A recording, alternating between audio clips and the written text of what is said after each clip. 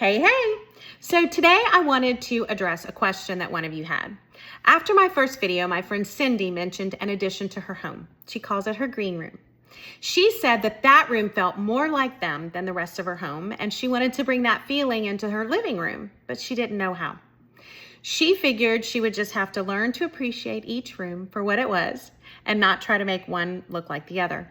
Now, when I first asked why she said it felt more like them, she did what most of us would probably do. She described the look of the room. She talked about the green walls and the whitewashed ceilings, the cedar beams, and the brick accents.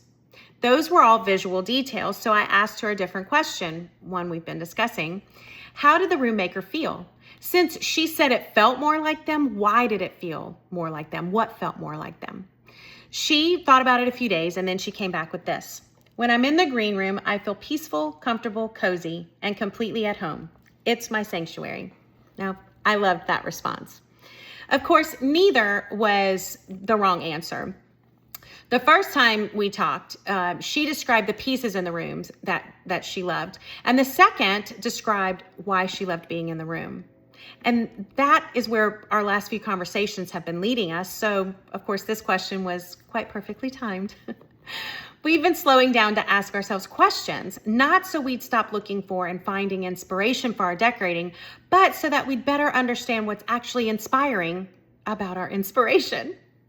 We see something that we like, and sometimes our natural instinct is to ask, how do I do that? Instead of why do I love what I'm looking at? We see something beautiful, and before we know why we're even drawn to it, we're making our shopping list. Where did she get that light? I want those curtains. I need that rug.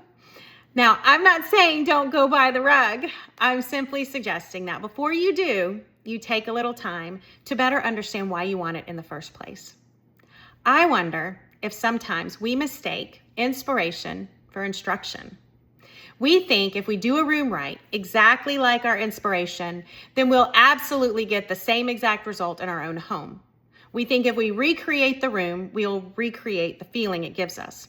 But as we've been discussing, that's not always the case. The way I see it, the goal of inspiration isn't reproduction, it's revelation. Okay, that sounds a little bit deeper than I meant for it to. But here's what I mean. Inspiration is meant to reveal, not replicate. When we see a room we like, I don't think the goal is necessarily to recreate exactly what we see. First, we need to better understand what's inspiring us. Have you ever tried to recreate something that you saw somewhere else that you really liked and bring it back to your own space and it didn't work? I know I have. A backsplash from a favorite picture, the chandelier from your friend's house. When we see something we love, we need to dig in a little. We need to ask why, and then see if we recognize something about ourselves that we may not have recognized before, even if it's been there all along. Maybe we've always admired intricate mosaic backsplashes or gold ornate chandeliers. Maybe we've always been drawn to warm, natural materials.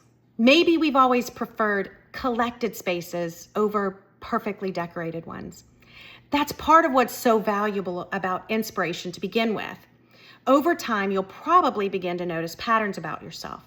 You'll start recognizing what you're consistently drawn to, and not because that particular inspiration changed you, it revealed something about you that's always been there.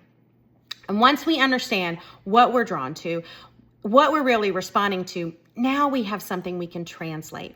Instead of asking, how do I recreate a room? I can start asking, what does this room reveal about me that I already love? Is it the patterns of a mosaic? Is it the formality of a fixture? Is it the old world charm of the brick or the modern simplicity of glass or glossy finishes? Now, the goal isn't to recreate anymore. It's to begin translating those qualities that I love into my own home. Remember, atmosphere asks, how do I want to feel in this space? Translation asks, what qualities create that feeling? So maybe I can't have cedar beams in my home, but maybe what I really loved was the warmth and character that they brought. So I might bring in more natural wood into the space. Maybe I can't whitewash my entire ceiling, but maybe what I was responding to was the light and airiness and the softness that it brought to the room. So maybe I brighten the room with accessories or other colors, or even whitewash a piece of furniture. Maybe I can't add brick or recreate architecture in the room, but maybe what I love is the history and the craftsmanship it brings. So I start looking for architectural pieces or vintage pieces that I can incorporate. That's translation. I'm not copying someone else's home. I'm learning from what it reveals to me about myself. Then I'm creating something that's uniquely mine. Don't let inspiration dictate your decorating decisions, even if it's from one room of your home to another.